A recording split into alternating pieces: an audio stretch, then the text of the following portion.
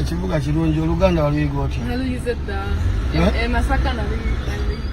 Omuzungu Nankya munange atabudde King Saha, Oluganda alusala budinda.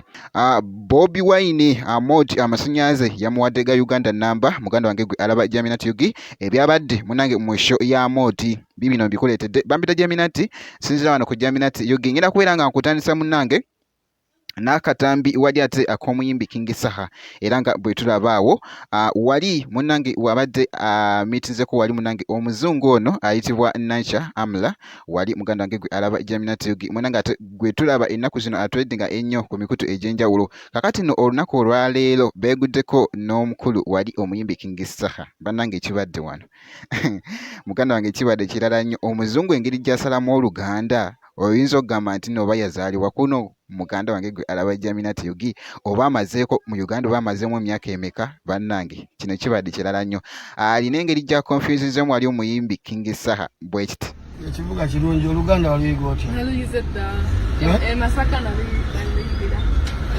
Kati otegedde otya? Nkumanyi bulijjo ndi fan yo. I'm your fan. Kyakabi. Kati ogenda Germany? Ngenda Germany naye bulijjo nkomewo. Just nina okumaliza kusoma. Okomawo ddi? Oba mu myezi nga 5. Kati kankusabira otuuke bulungi. Kale nyanza.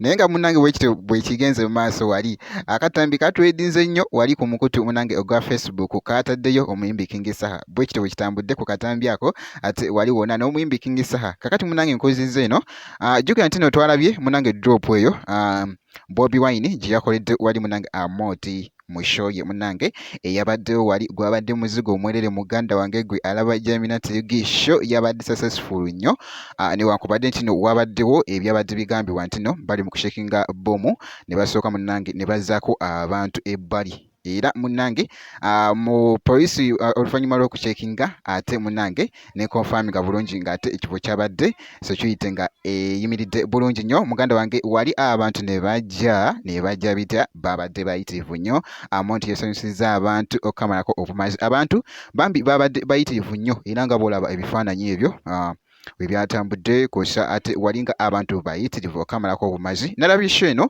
omukulu Amoti munange yabadde successful muganda wange gwe okutwayiza awamu kyatambudde bwe kityo wali wonna naye nga gwabadde muzigo omwereere ngenda kusaba video ogimpe like n'okusharinga ate wali gubira muzigo omwereere wobeera nga tonnaba subscribinga ngenda kubeera nga nkomawo mu maaso eyo nezi update endala bwe kiti